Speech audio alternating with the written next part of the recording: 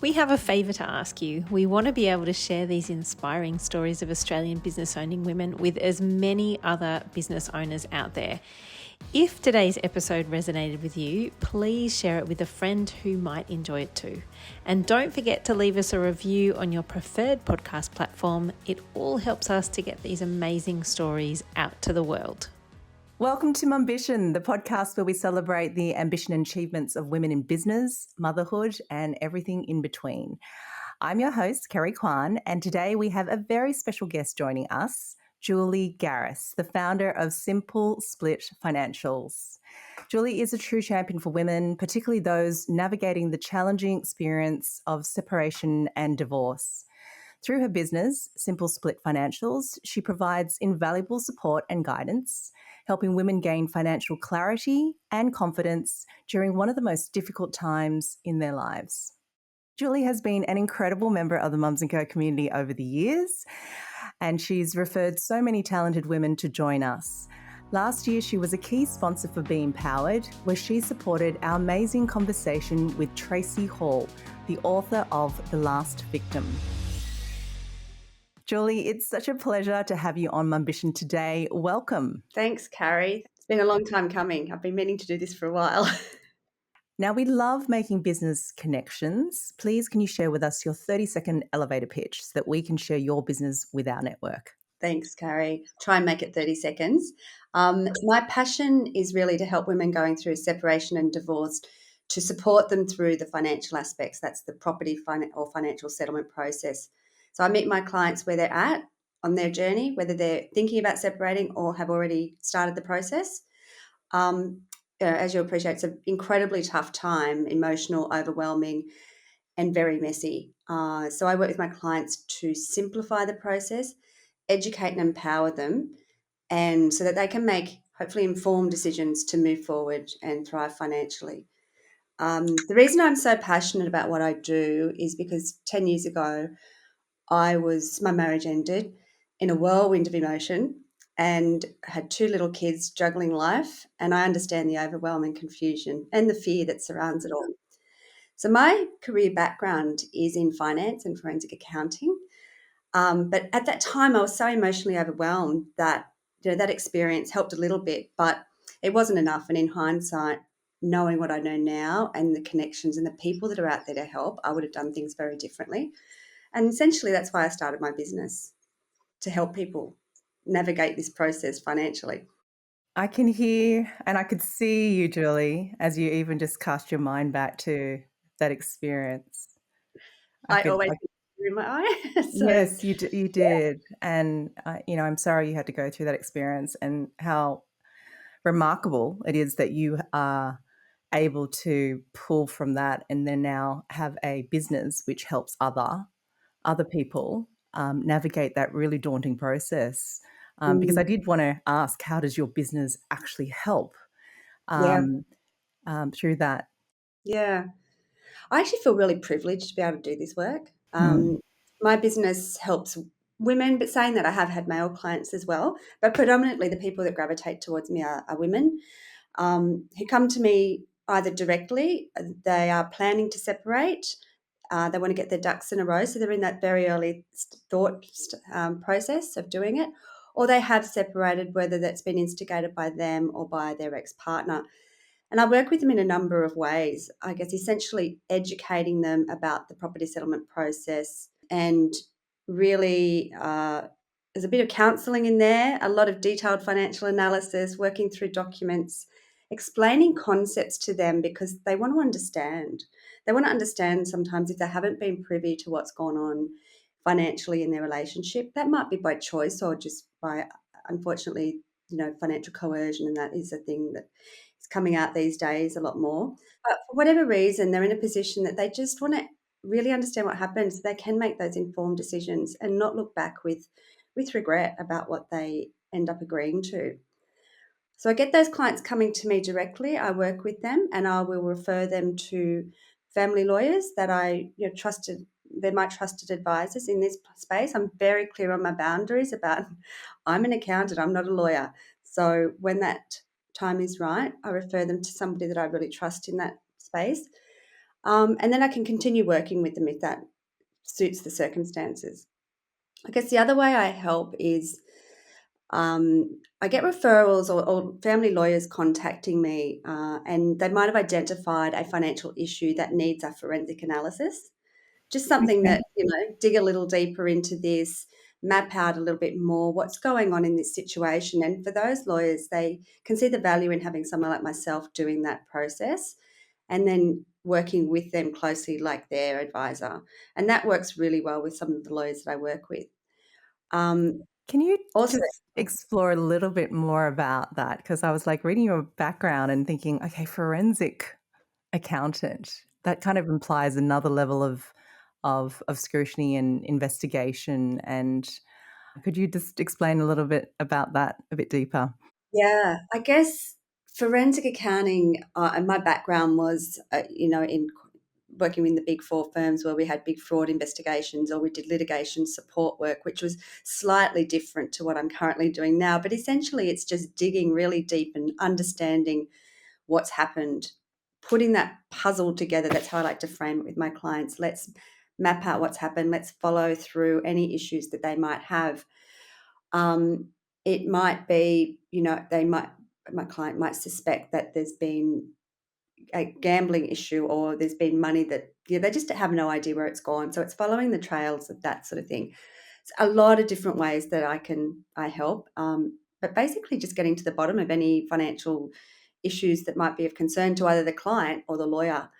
Often the clients will come and they've got these ideas of what might have happened, and I'm very big on not letting them go down rabbit holes, because I think that can be a Mm. dangerous place to go.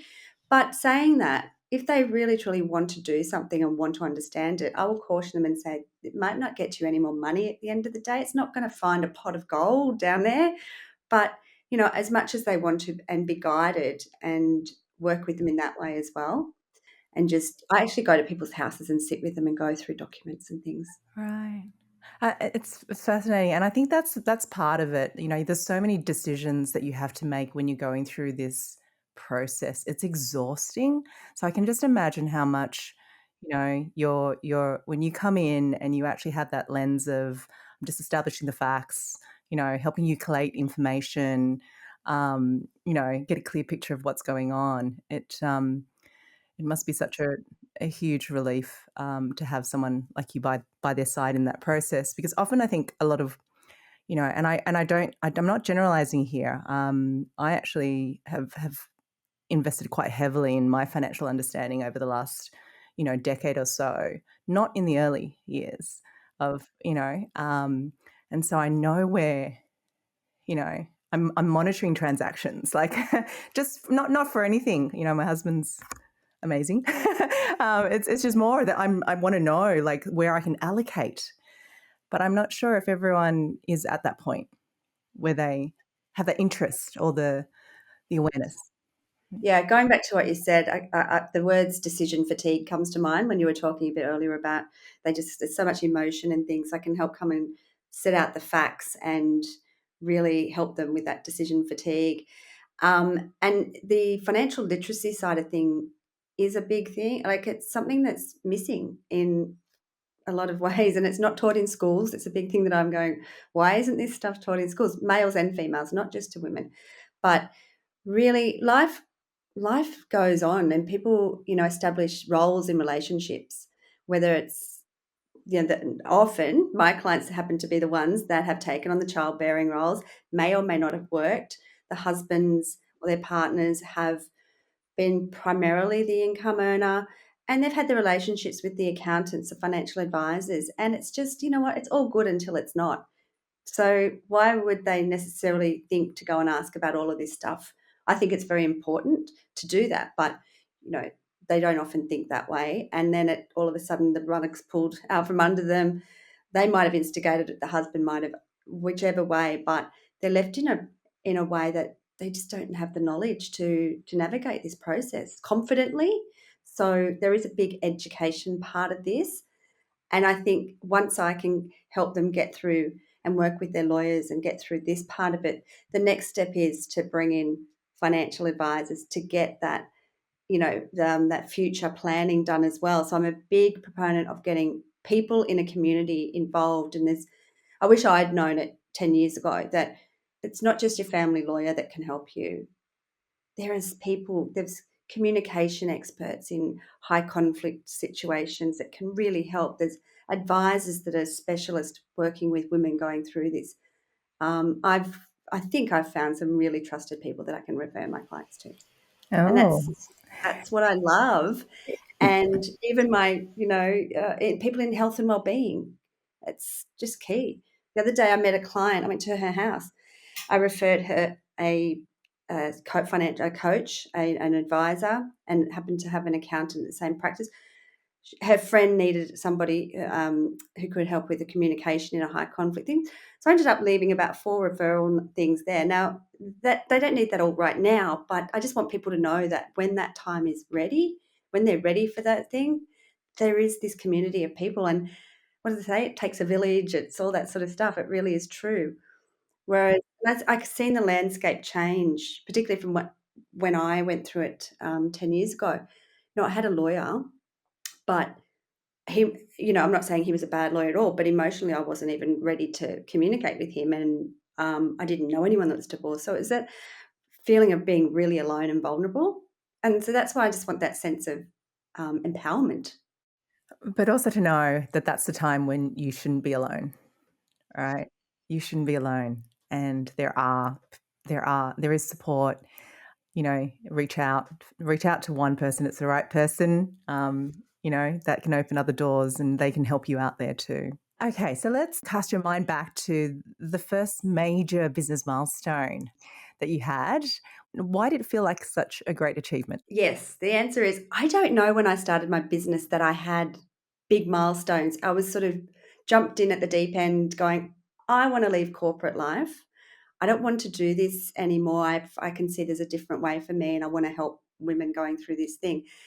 But at the time, I really didn't have any big vision because I didn't even know whether my proposition was viable in terms of will anyone come and work with me? Do they actually see this as a viable business?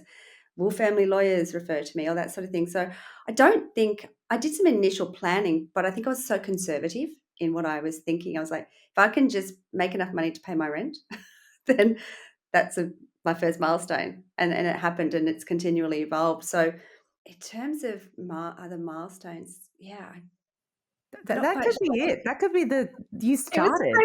it was You literally started, and it was leaving a very safe space in your corporate world. I did, You yeah. started, and you hopefully hit that first rent covering milestone quite quickly, and then you hopefully started thinking bigger. I think that's a great first milestone, and your idea of success in the beginning, and hopefully that's changed as you've gone through different phases of your business. So, what's one thing you wish you knew before you started your business, and Oh, then apply that? Perhaps what's one thing you knew when you were going steady and when you wanted to potentially quit? do you know what? I've never really wanted to quit, so I'll take that one off. Amazing.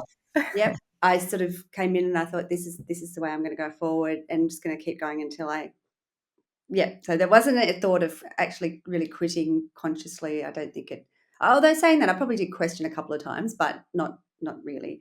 So what I wish I'd known, I came from a big corporate, I worked in the big accounting firms, so there was support everywhere. And then starting a new business on my own, I didn't even know how to register an ABN. Now that's a very simple thing, but when you go from somewhere where you've got an IT department and an HR department and everyone to support you, then starting your own business, as you know, it's quite daunting. And yeah, I just think I took it too slow because I am at heart a perfectionist, and so I'm like, okay, I've got to get it all set up. I've got to get my templates all done. I've got to do this. I've got to get the legal agreements done. Everything tick, tick, tick, tick. It was just Mm. too slow. And, people were saying, just jump in and do it. I'm like, no, no, no, no. So I guess what I wish I'd known was it will happen if you do consistent things, but it's progress, not perfection. And so, yeah, it was a steep learning curve. but I wish I just had more confidence in myself. Okay.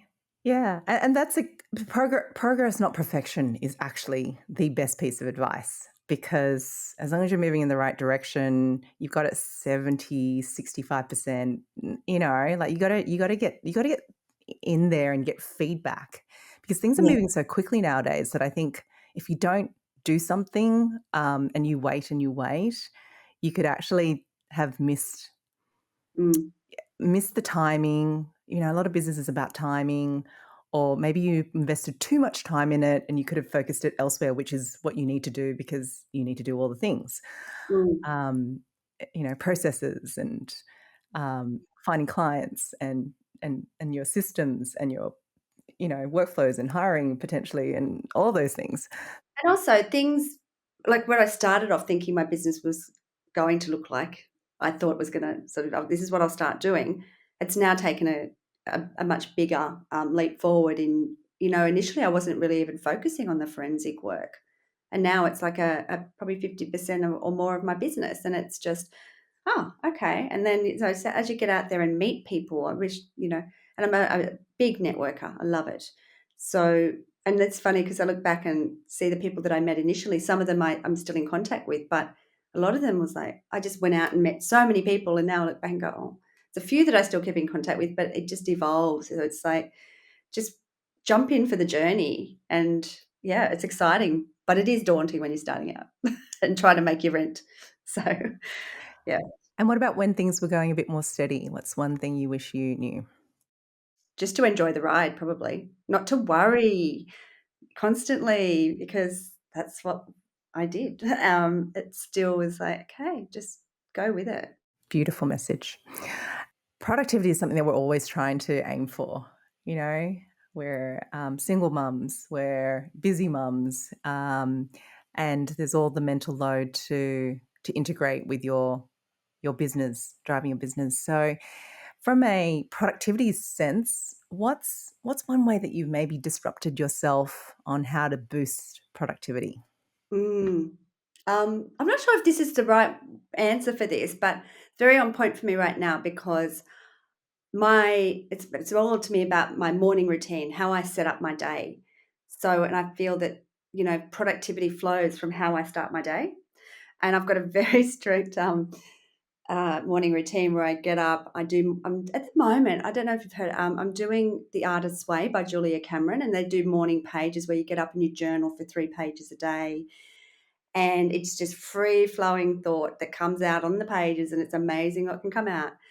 I won't go into too much detail, but I have my lemon juice and this and that. And then I do my morning meditation. And I just find in that meditation, I always set up an intention for the day. And and it's different every day, but I just find if I don't do that, my productivity throughout the day is a little bit off. I know that Lucy, my co-host, usually she would love this, and I think she does do something very similar. It might be the same technique in the power of journaling to, absolutely boost your productivity, and your focus. Yeah. And I find during the day, if I'm getting a little bit, because I work from home, I find sometimes I just like get up and I might go for a walk. But I've just trained as a Pilates instructor as well. So I'll often just let myself into the gym and just do a Pilates class and then jump back into work. And it's just like, And productivity is, ultimately it's yourself. It does involve, people can affect your productivity, but I think it starts with yourself and how you choose to set yourself up, or which techniques you use to mm, focus.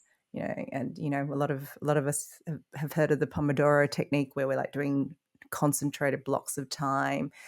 mm, And recently, one of my colleagues, she's actually set up a focused, like, a working time. So she'll actually meet up with a group of strangers online, and they actually just do work together. But it that's concentrates. interesting. You're kind of held accountable, but you're not held accountable. And And that's really interesting because when you work from home by yourself, yes, that, the productivity, the accountability can, I mean, I've had days where had, not saying, but I've sat on the lounge and watched Netflix instead of doing work when I should have been. So, yeah, being accountable. I like that idea. Group of strangers just sitting on Zoom or something, is it? Well, we actually have them with our community as well. So we have had those focus sessions with the Mums and Co community too, where you just literally dial in and everyone's doing their own work, but you're together, together doing work. Interesting. Yeah, and it just focuses you because you're like, I've committed to it, and here I am, and I've got no other distractions. I can't watch Netflix because I've accepted this invite to be here to work. Is there a tech tool that you can't live without? And this could be for the home or for your business. I mean, all I could think of was my iPhone. There's lots of things and lots of apps on my iPhone, but yeah, sat nav, my navigation guidance, my iPhone, and most recently my Duolingo to learn Italian. Beautiful, beautiful. My mum also uses Duolingo. She's like I don't know what the highest level is, but she's like Jedi level. I'm not there yet. I've just The literally streak. That's what she tells us about, the streak. been 3 weeks, but I set myself this crazy vision, which I can share on this podcast, that I want to move to Italy. So I'm like, this is my first step to put it out there. So you're gonna dial into our Mums and Co focus sessions and then just work on how to get to Italy, and it could be like doing Duolingo or yeah. And speaking of, I guess, technology and technology is usually a bit of a disruptor. Has AI actually played a role in your business, or how perhaps do you feel about it? It scares me a little bit because I don't understand enough about it, but I can see it definitely has a role in fast tracking. And when I first, because I came across AI when I was working in forensic accounting, and that was a while ago when the first data analytics tools and things came through, sifting through massive large data sets in different fraud investigate different ways of using it in that aspect. Never really understood it at that time because there was people writing codes and doing stuff, and I was like, you know, but in my work now, there are certainly tools coming up, and they already exist, but in dealing with a large lot of documents, for example, so it might not be your technical AI stuff, but certainly systems and things that can be used in understanding large, for example, a whole database of bank statements or something like that. If there was a matter, a litigation, family law litigation matter that needed analysis of bank statements to work out expenditure patterns, things like that. So there is a thing. I'm a bit of a learn as I go. So unless I have a matter that needs it. Yeah, and I think it's very much little steps at the moment. So I absolutely think technology is an enabler, and it's always about just kind of giving it a try, right? Seeing where it might apply to your life. And AI is definitely something that, just testing out, whether it's for creating a recipe plan at home, or you might be able to ask it how to create uh, a lesson plan on how to make sure that you learn Italian in the next 3 months. It might give you like a full lesson plan of how Yeah, you can achieve that. I have jumped in the odd chat GPT questions and things like that, which is always helpful, but I do fact check that as well because I Yeah, am. yeah, the accuracy of things. Now we've got a question that we're going to jump in from one of our members, Lily, from Sydney. She's asking, what is the most transferable skill between motherhood and business? Apart from organizational skills, it comes very foremost to mind, but I would say in my business, I like to think that in my personal life, in my family life, I'm an empathetic, caring, loving mum. Um, and those skills, dealing with the people, my clients, and the vulnerable people that they are in that stage of going through a separation, a relationship separation, those skills are absolutely important. And having had been there in those situations, I can completely empathize. So that to me is the most transferable skill in my particular business. Absolutely. Such an important skill and crucial because we are the business as well. If Mm. we're trying you're in a particularly heightened situation and exchange, But empathy is something that if we understand our customers and their needs and their pain points and their challenges and how they want to communicate with us, then empathy, and that's a great strength of a lot of the women that run these businesses, particularly professional services, but in all aspects where you have a customer. Now, we're fascinated by the ways our relationship with risk impacts the way we do business. How would you describe your relationship to risk? Yeah, that's an interesting question. As for me, as someone that's come out of a marriage where I didn't work full time throughout my marriage, there was always income there. My ex was the sole provider, but it wasn't an issue. We always had the money, so there was stability. I didn't really need to worry about money. But when I separated, I had to work out what I was going to do. I hadn't worked for a long time, even though I was successful previously working. And I got a settlement. How was I going to do that? So I guess my relationship to risk changed to it was all on me at that time, and no backup support. And so initially my tolerance for risk was quite low. Uh, but now as I've developed my business, my confidence has grown after a lot of inward sort of growth work. I now back myself more, and my tolerance to risk has changed, and I'm more willing to not do risky investments, but I do have I'm more secure in myself that I'm going to be okay. So it's changed. But being an accountant, I'm very clear with my boundaries in my business as well. So I don't step into areas of legal advice, financial advice. You need qualifications to do that. So in terms of the risk, I'm very clear of that. I deal in facts and numbers, and I leave the advice to financial advisors and legal advisors. So I think having those clear boundaries of what I will and will not do, I'm all the first person to go, no, you've got to go and speak to this person or that person. Saying that, and also, I've got all my insurances in place. I've got my public indemnity insurance, my cybersecurity insurance, and that comes from me wanting to tick all the right boxes to make sure that I've done everything right. Yeah, it's interesting that you've gone through so much of a risk phase and now you've come out and you're really comfortable with it, because you've actually seen that, at any given time we are going to be exposed to, even like I'm a mum of two, so I'm young, and my youngest is quite curious and gets involved in lots of bumps and bruises. Um, so your risk radar is always on, right? Yeah. You're always trying to go, how do I keep them safe? And once you start looking for those signs, you figure out how do I actually manage that? How do I mitigate that? Or I've learned from that before, and this is what I need to do to make sure that when things don't go to plan, Yeah. I've got something in place. So My boys are now 18 and 19, so different risk factors now around the children, but it's certainly the financial risk that they're becoming much more independent. So that's sort of taken a lot of the sort of pressure off me, rather than having little kids that don't know what's going to happen. Now it's different. So anyway, that's another story. what the They're risk good. doesn't stop. Just different. Oh, beautiful. Yes, fellow boy mum. Yes. Boys. Congratulations and commiserations. No, they're My kids beautiful. are 18 and 19, so they're doing well. Oh, amazing. They're everything. And now our co is everything. So you alluded to, earlier in our conversation to probably some amazing women in your network. Who do you confide in? And if you'd like to give a shout out to any of them.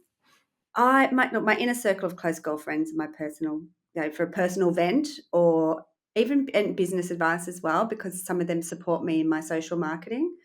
So, and I've never really had a business mentor, but I've recently found an amazing lady, and I've just signed up for a 12-month program with her, which will be I'm really really excited about.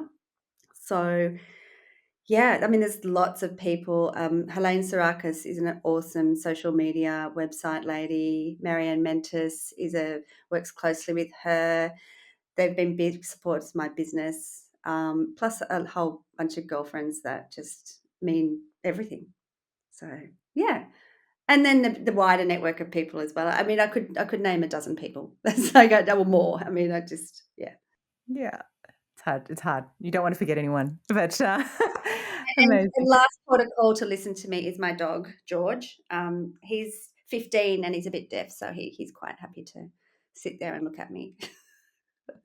Beautiful. Thank you so much, Julie, for sharing. Been great to chat with you today.